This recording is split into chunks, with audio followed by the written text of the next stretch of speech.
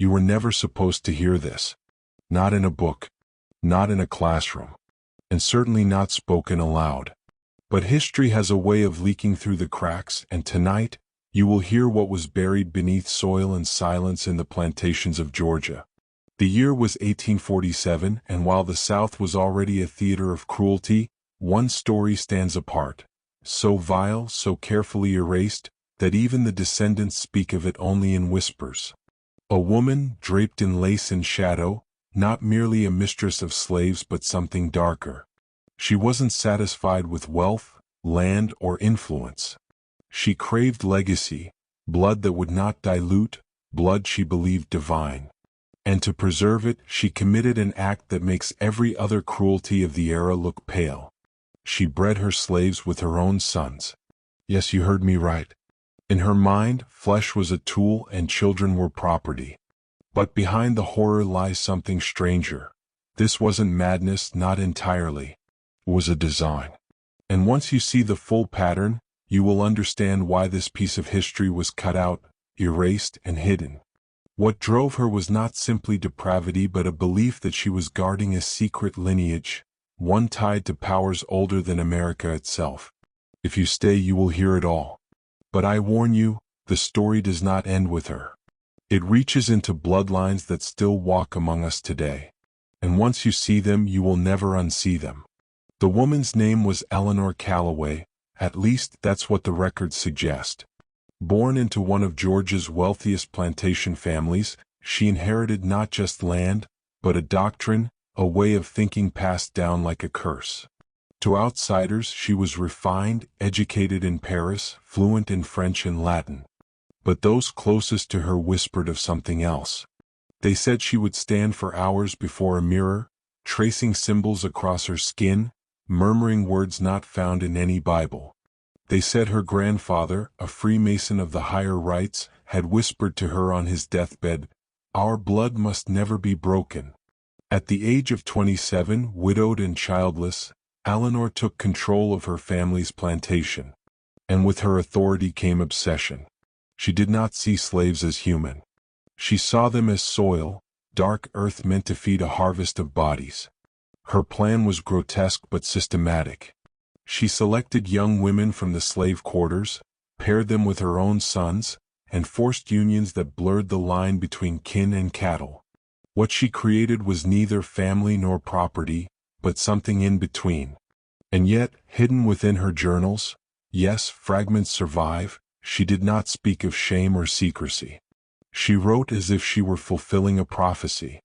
"Through this act, the circle is preserved," she wrote. What circle? Scholars will tell you it was madness. But if you look closer, you'll see she wasn't writing like a madwoman. She was writing like someone keeping a code. The circle. That phrase alone is enough to open doors best left closed. It appears not just in Eleanor's journals, but in older documents tied to her family. Her great-grandfather, Thomas Callaway, had fought in the American Revolution, but after the war he joined a brotherhood, one that claimed to preserve the true order of blood. Their writings, hidden in Masonic lodges and private letters, describe a covenant. When kingdoms fall, when empires collapse, only the circle will hold. In Eleanor's eyes, this wasn't a metaphor. She believed she was chosen not by God, but by something older, something her family had carried across the ocean from Europe.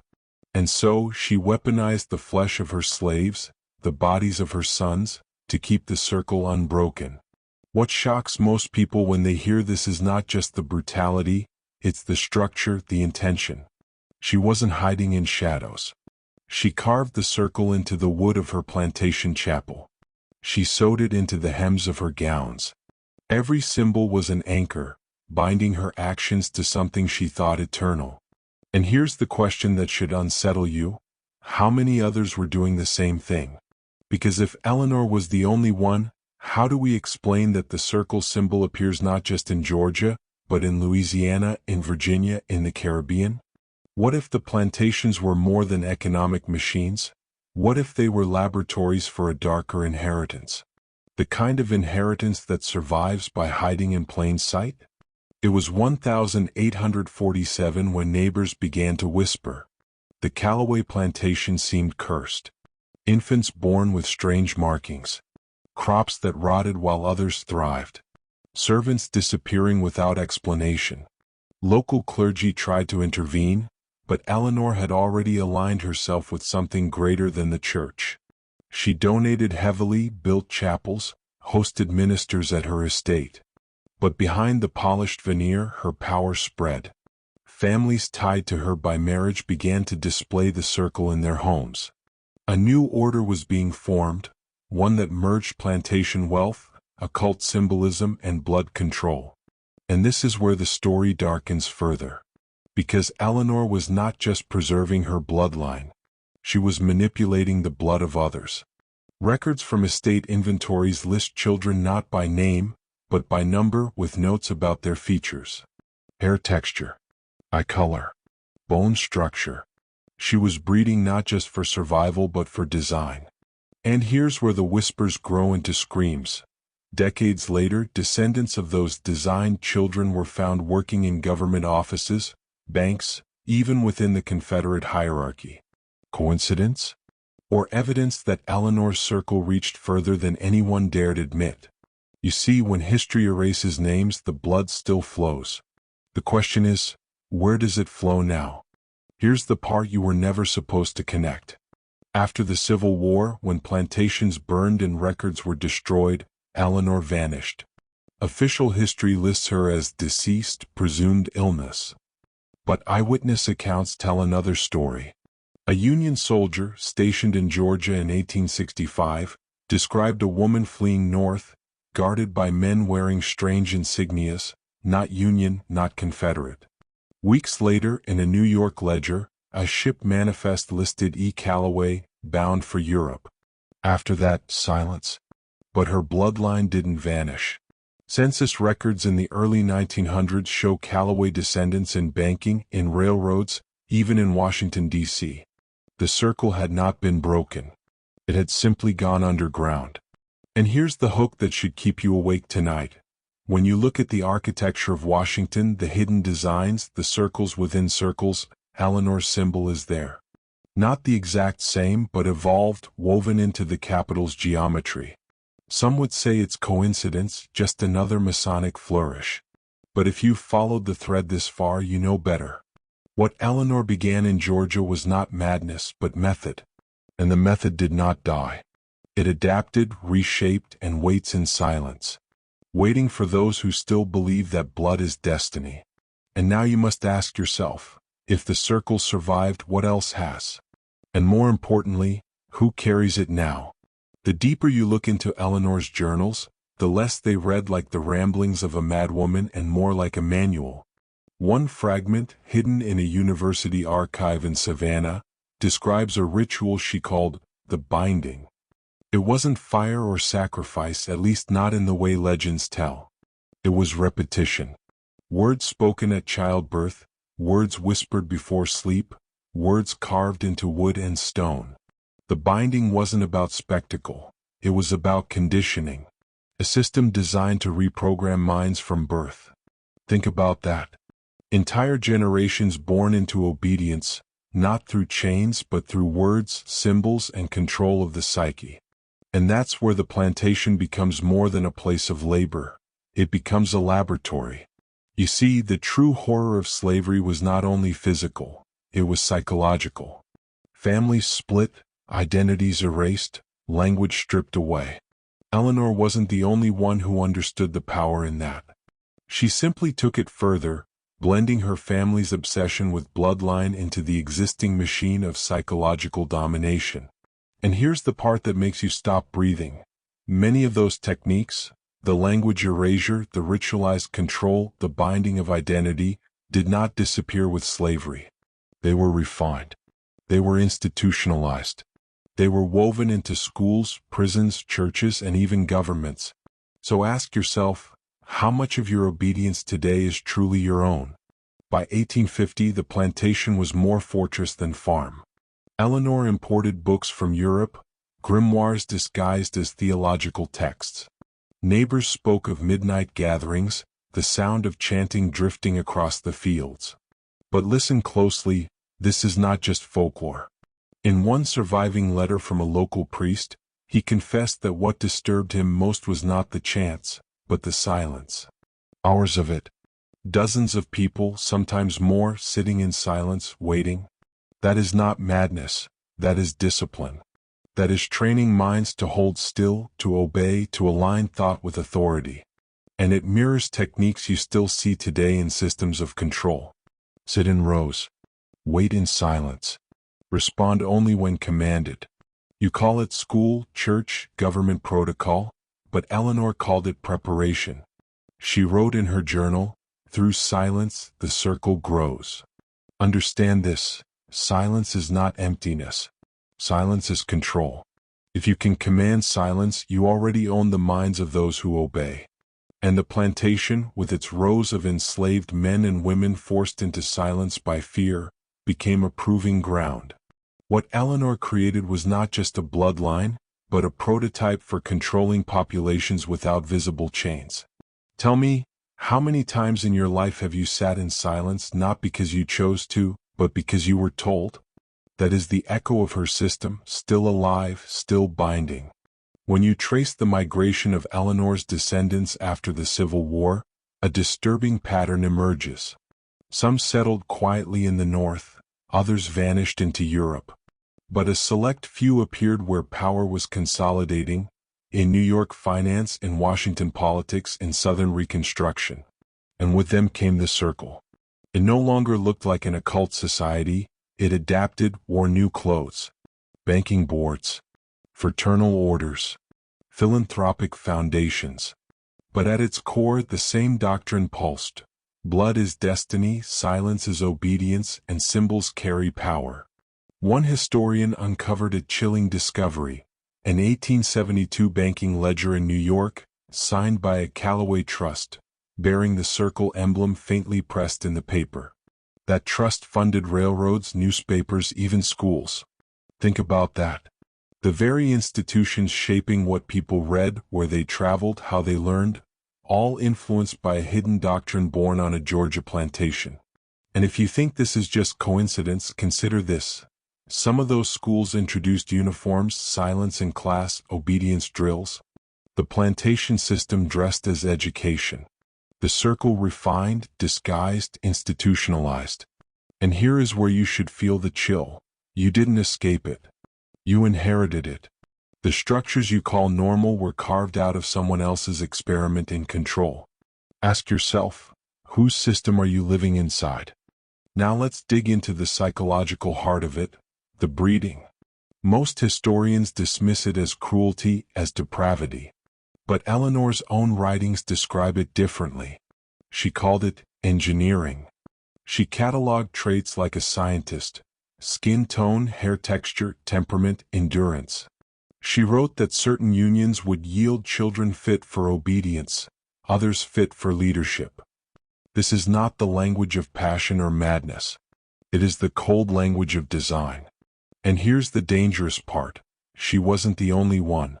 Across the Atlantic, eugenics was emerging, cloaked in the language of science. By the late 1800s, those same ideas were shaping universities, governments, even policies that sterilized the unfit. Eleanor was ahead of her time, but not alone. The plantation became an early stage for the twisted science of controlling human breeding. Think about the horror of this. Lives reduced to traits, bodies cataloged like livestock, futures determined before birth. That's not just cruelty, that's God playing. And here's the part they'll never tell you in school. Many of those ideas survived, not in fringe cults, but in mainstream institutions. Eugenics shaped immigration laws. It shaped education policies. It influenced global wars. Eleanor was one grotesque node in a much larger web. A web that still pulses, unseen, every time someone reduces a human being to bloodline, class, or number. Which makes me ask you, have you truly escaped it, or are you still inside her laboratory? By now you can feel it, can't you? The descent. The realization that what began as one woman's obsession is not just history, it is blueprint. Eleanor Callaway was not erased because she was insane. She was erased because she was too revealing. She showed the world in one plantation the raw mechanics of power. Strip away the lace, the rituals, the bloodline, and what remains? Control through breeding, control through silence, control through institutions. That is power in its purest form. Not a throne, not a crown, but the ability to shape what people become before they even know they exist. That is the forbidden truth, and that is why her story was buried. Because if you knew that the systems shaping your life, schools, banks, governments, were born from the same soil that bred slaves with sons, you would see the world differently. You would stop believing in progress and start seeing design. And once you see design, you cannot unsee it. That is why this story matters. That is why silence was forced upon it. But silence, once broken, cannot be restored. And now that you know, you are marked. Because those who still carry the circle do not want you hearing this. They rely on your obedience, your silence, your belief in illusions. But the cracks are widening. And through them the truth leaks. What you do with it now, that is the test.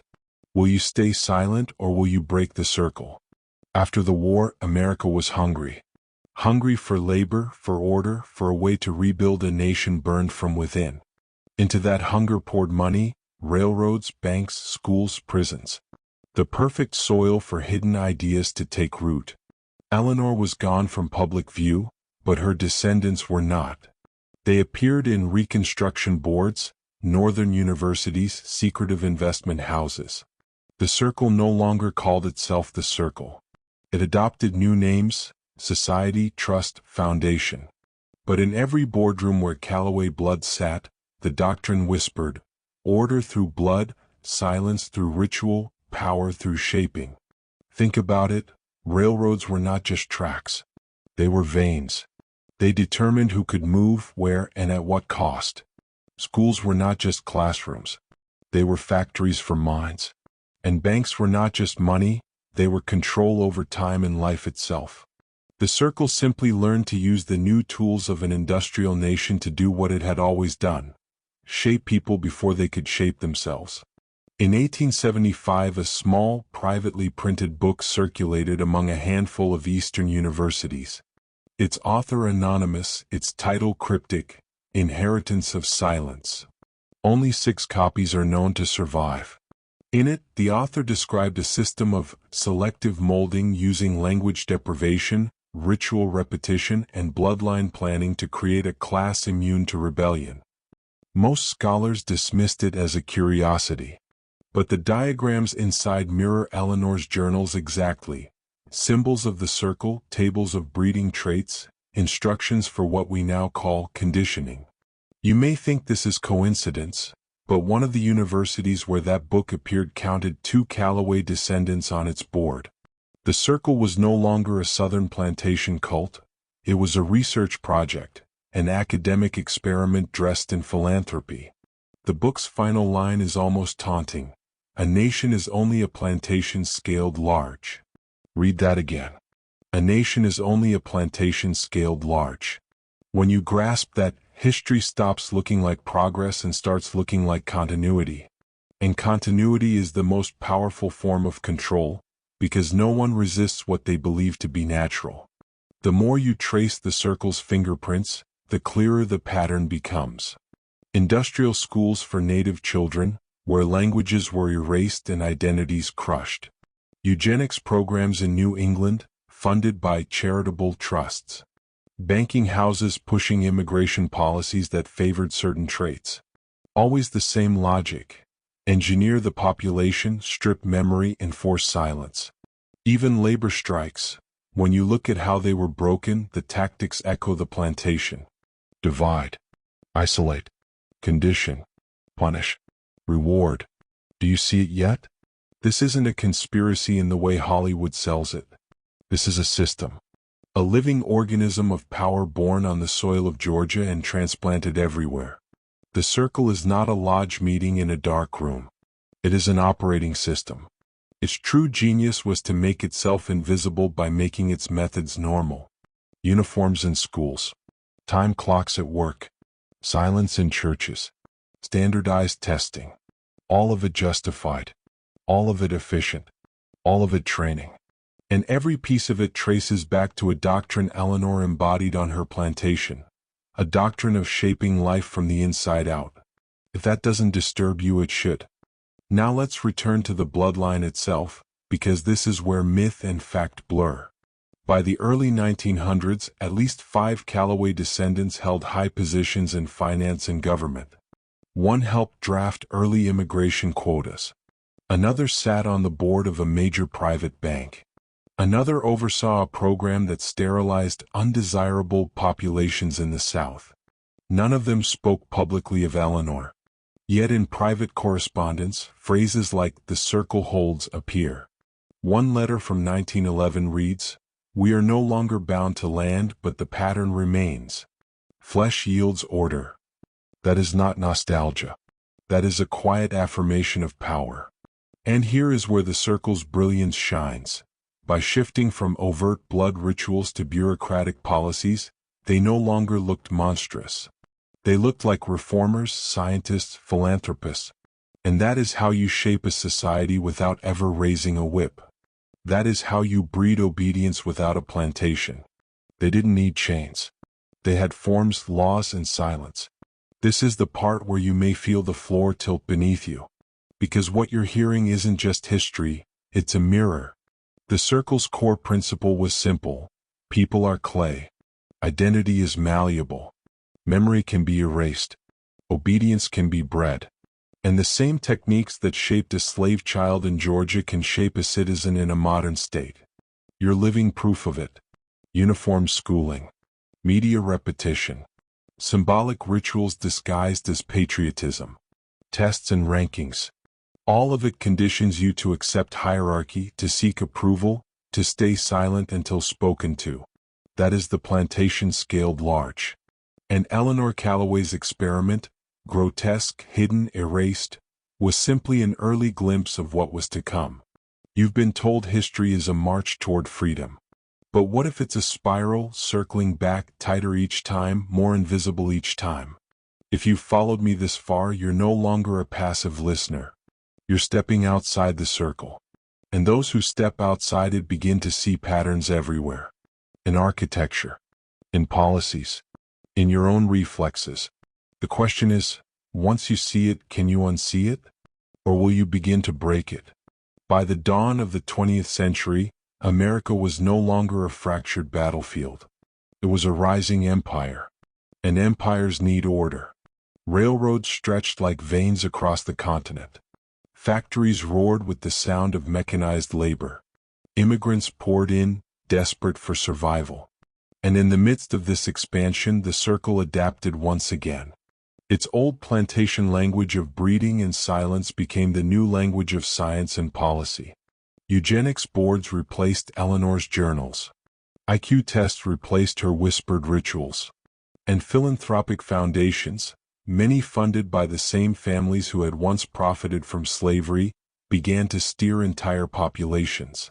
They said they were uplifting the poor, civilizing the immigrant, modernizing the state. But beneath the benevolence lay the same principle Eleanor had carved into her slaves. People are clay. Flesh yields order. And order belongs to those who hold the circle. Think about the hidden genius here. What once looked monstrous could now look moral. What once looked grotesque could now look scientific. Power had simply changed its mask. And the world applauded, never seeing the blood that still ran beneath. In 1924, the U.S. passed the Immigration Act, slamming the door on entire populations deemed undesirable. The quotas were not random. They were calculated, favoring Northern Europeans, restricting Southern and Eastern Europeans, limiting Asians almost entirely. The justification? Preserving American stock. Do you hear Eleanor's echo in that phrase? A bloodline preserved. A circle unbroken. What is most disturbing is that many of the men who drafted that law sat on boards with Callaway descendants. Coincidence? Or continuity? Meanwhile, sterilization programs swept the South and Midwest, targeting poor women, black communities, native populations. Over 60,000 sterilized in the name of better breeding. Tell me, does that not sound like Eleanor's ledger of traits? The circle was alive, thriving, dressed in lab coats and signed into law. And here's the psychological hook. People accepted it. They accepted it because it came wrapped in authority, science, progress, safety. But control by any name is still control. And when you peel back the layers, you see the same plantation logic scaled across a nation. Eleanor may have died, but her design lived. But America wasn't alone. By the 1930s, Europe was boiling with its own experiments in blood. The rise of fascism, the obsession with race, the policies of sterilization, segregation, and selective breeding, different flags, same doctrine. And when you look at the financial records, it chills the blood. American trusts and banks, some tied by blood to the circle, funded programs overseas. Railroads, factories, even early experiments in population control. The circle had leapt across oceans, embedding itself into global movements. Eleanor's plantation was no longer a story of Georgia. It was a seed that spread into Germany, into England, into South America. And here is the dark truth you must face. What happened in the 1940s? The camps, the selections, the exterminations, were not born from nothing. They were born from ideas tested in silence long before. The world recoiled in horror when it saw them in full bloom. But the roots had been watered for decades. And many of those roots trace back to soil tilled by Eleanor Callaway. That is why her story was erased. Because if you knew its full reach, you would see connections you were never meant to see. After the Second World War, the world swore, never again. But what happened? The very scientists who had experimented with breeding and conditioning were quietly imported into America. Project Paperclip, they called it. Nazi minds brought into U.S. laboratories, universities, and psychological programs. And once again the circle adapted. No longer talking of blood openly, no longer carving symbols into wood. Now it spoke through psychology, through media, through advertising. Do you know what the CIA called some of their programs? Encoded. Subprojects in memory erasure, mind control, identity splitting. You think this is coincidence? No. It is evolution. The plantation had tested silence, obedience, and breeding. The circle had refined it into science and law. And now, in the age of media, it became invisible conditioning, songs, slogans, television, repetition. Chains you can't see. Chains you even love. This is the brilliance of modern power. It doesn't break you. It shapes you. And Eleanor's whisper across centuries remains the same. People are clay. Flesh yields order. Silence yields obedience. The circle holds. This is where the descent shifts. Because now the story is not just history, it is present. Look at your life. How much of what you believe is truly yours? How much was given to you? By schoolbooks, by headlines, by institutions that trace back to the same old designs. If you've followed this story to this point, you are no longer who you were at the beginning. Something in you has shifted. You've glimpsed the machinery that runs beneath the surface. And once you glimpse it, you can never unsee it. That is why I must ask you right now to mark this transformation. Comment the phrase, "The circle breaks me, the circle makes me," not once but twice. Why twice? Because repetition is binding, but here, it binds you not to their circle but to your awakening. Write it twice. And if you are new here, subscribe to this channel now. Because what comes next is even more dangerous and you need to hear it. The story of Eleanor Callaway is not just about one plantation. It is about how blood and silence shaped entire nations. And if you're ready, we will go deeper still. But know this, once you step past this threshold, there is no turning back. After the war, the circle did something brilliant. It disappeared in plain sight. Its members no longer spoke of bloodlines. They spoke of merit. They spoke of markets. They spoke of development. And yet, the architecture of power remained the same. Old money, old families, old networks still steering the flow of resources. Eleanor's journals had said, When the circle can no longer breed openly, it will breed through culture. That's exactly what happened. Universities began shaping thought leaders. Media began shaping public taste. Think tanks began shaping policy. And behind many of those boards you still find the same surnames. Callaway, Ellington, Brown. The circle had become a curriculum, a television program, a magazine cover. No more plantations, no more chapels with symbols carved into wood. Now the circle was a management seminar in New York, a cultural grant in Chicago, a TV executive meeting in Los Angeles. And yet the doctrine was unchanged. People are clay. Identity is malleable. Silence yields obedience.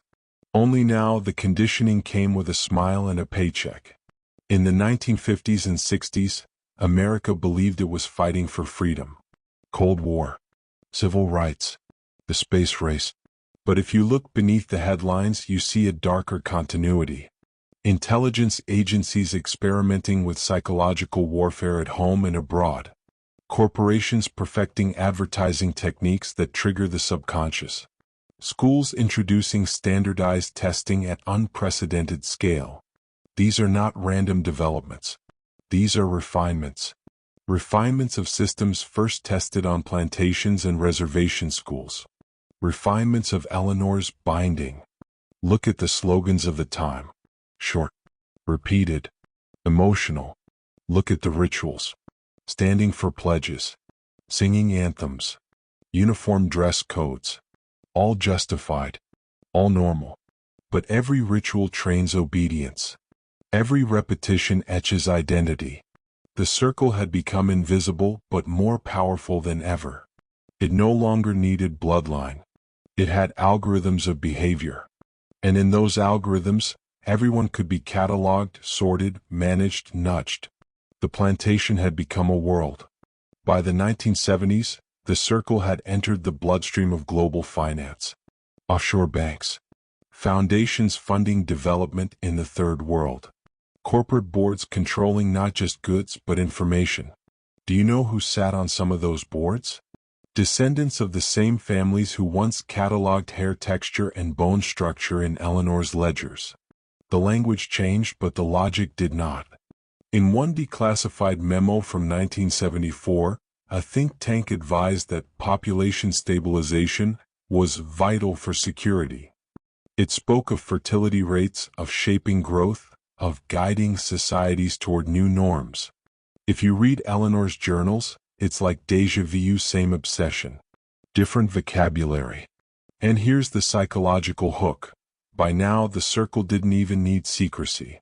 People willingly signed up for the conditioning. They consumed it through television, through shopping malls, through self-help books promising success if only they conformed to the program. That is the circle's final genius, making you love the cage you're in. The 1980s and 90s brought something new: data, computers, networks, the ability to track not just populations but individuals. The circle had dreamed of cataloging people for over a century. Now it could do it without ledgers or plantation overseers. Credit cards, purchase histories, medical records, school files, everything turning into numbers. And once you are numbers, you can be sorted. Rank, priced. People are clay became people are data. And just like on Eleanor's plantation where traits were matched and manipulated, now algorithms matched and manipulated consumers, voters, citizens. This isn't sci-fi. This is your life. The circle moved from bloodline to behavior, from breeding to prediction, from silence to distraction. The symbols are different, but the effect is the same. A system that shapes you before you even know it. A system born in cruelty, refined in policy, perfected in technology. That is why you were never taught this history. Because if you saw the lineage, you would understand the present. This is where the story turns back toward you. You've heard the whispers of plantations, bloodlines, eugenics, mind control. You've watched the circle slip from Georgia chapels into global corporations. And now you stand in the middle of it. Every time you swipe a card, scroll a feed, fill a form, you are feeding the same system. Eleanor called it the binding. Modern technologists call it engagement. Do you see the symmetry? Both use repetition. Both use symbols. Both train behavior until it becomes reflex. The circle has not vanished. It has evolved into the very tools you hold in your hand. But here is the fracture line. Once you see it, you can begin to break it. Seeing the pattern is the first crack in the binding. Commenters who wrote, "The circle breaks me, the circle makes me" earlier aren't just participating. They're making a choice to mark the moment they saw the cage. And once you see the cage, you can start climbing out. That is why this knowledge is dangerous. That is why it was hidden. Because once enough people see it, the circle collapses. That's why you're here. By the turn of the millennium, the circle was no longer a whisper. It was a glow in every living room, a buzz in every pocket.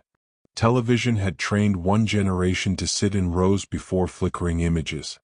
Social media trained the next to self-monitor, self-censor, self-shape. This is not paranoia. This is design. Algorithms didn't just predict your behavior, they sculpted it. Repetition, emotional triggers, symbolic rituals disguised as trends. Eleanor would have understood it instantly. Her plantation taught her that obedience could be bred. Today's systems show that obedience can be coded. And here's the quiet horror. You volunteer.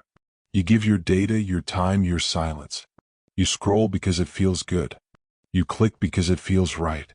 You speak because the algorithm has already told you what words belong in your mouth. And like the slaves on Eleanor's plantation, you think you're surviving, when in fact you're performing for the overseer you can't see. But cracks have begun to form. Every system of control contains the seed of its own undoing. The circle's obsession with symbols, rituals, and repetition was always a double-edged blade. Because once someone recognizes the pattern, every symbol becomes a warning sign. Look at corporate logos.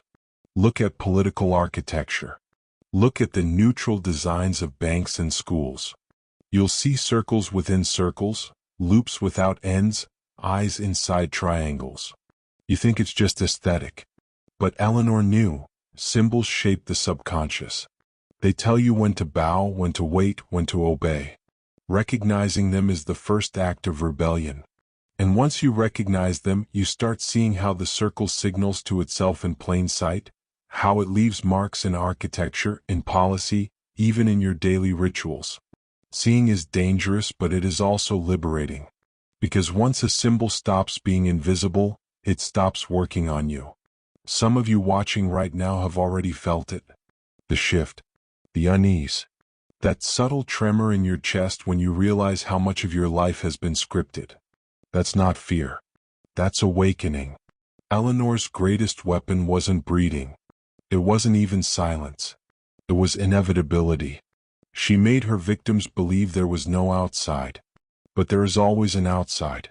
In her journals, she wrote of a nightmare, a child born on her plantation who would one day speak the unspeakable and cut the circle open. Maybe that nightmare wasn't about a child in the 1800s. Maybe it's about you right now, listening, seeing, choosing. Because every system of control depends on belief.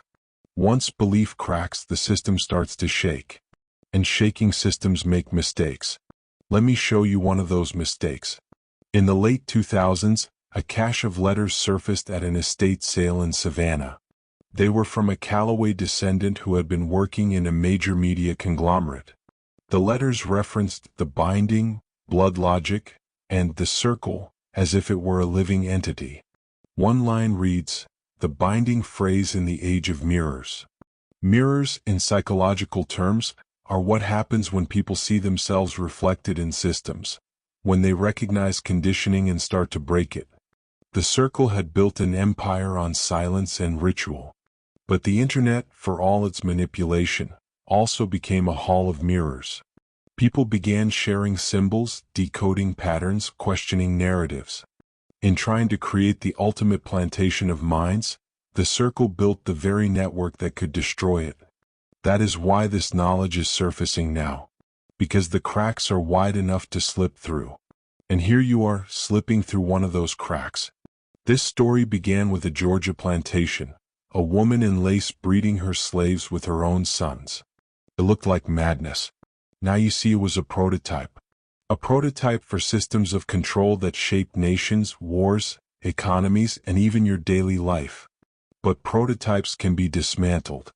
The circle's greatest vulnerability is not exposure, it's pattern recognition. When enough people see the circle, when enough people name it, it stops being an invisible force and starts being a brittle machine. And brittle machines break. That's why at the halfway mark you commented, "The circle breaks me, the circle makes me." That wasn't just engagement. It was a spell broken, a pattern reversed. And now, in this second half, you are not just a listener. You are a witness. A witness who can recognize the circle in action. A witness who can break it in your own life. This is where the story stops being history and starts being an instruction manual. You've heard fragments of the circle's story. A plantation. A chapel. A breeding program.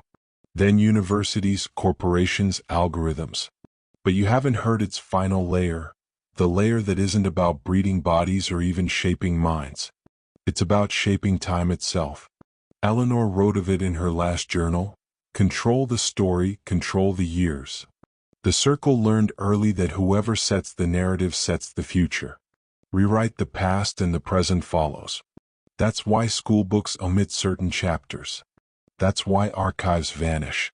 That's why rituals are renamed. The circle didn't just erase history, it rewrote it into myth, then sold it back to you as entertainment. Every movie, every news cycle, every sanitized documentary about progress carries echoes of this erasure. Because if you don't know where the cage began, you'll never find the door. And now you're seeing the door. That's why you're here. Think about the last time you felt real doubt about the world. Not a casual doubt, but a bone-deep sense that the narrative was off. Maybe it was in a classroom. Maybe it was in the news. That is the circle's blind spot. It cannot fully suppress the human impulse to question. That impulse is why you're watching this video. In the early 1900s, a Callaway heir warned his peers, "If the seed of inquiry spreads, the binding will fray." That's why, even today, systems of control flood you with distractions. Endless feeds. Endless noise. Endless content to keep you from sitting quietly with your own thoughts. Because stillness breeds clarity, and clarity breeds rebellion. Eleanor knew it. Modern controllers know it. That's why this script is dangerous. It forces stillness. It forces you to see. And once you see, you can no longer go back to sleep. Here's the circle's final secret. It never needed bloodlines. It never needed plantations. It never needed even to exist as a single organization. The circle is a method. A pattern. A way of thinking passed down like a family recipe. How to condition, how to distract, how to profit from silence.